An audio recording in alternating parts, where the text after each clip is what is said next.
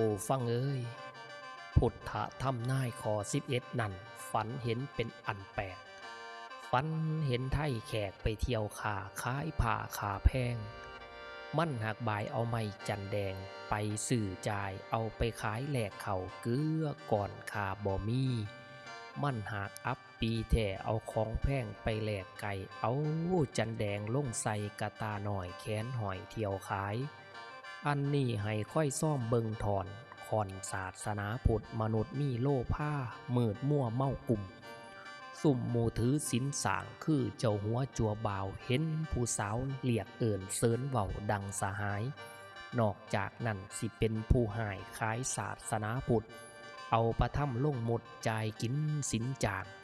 ตั้งเป็นตึกเป็นห่างขายกินปิ่นไปทั้งพระสูตรพระวินัยเอาลงมาใส่ตู่ขายสื่อดังขนม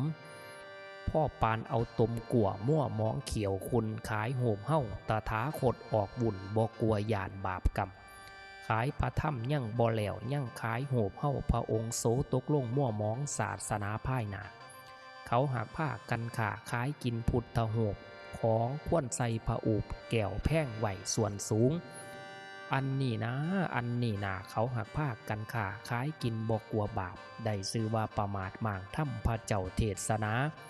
มีแต่คนผ่านกาโกท่าเขียวคุณศาสนาเลยเกิดวุ่นศูนย์เสามนทลาย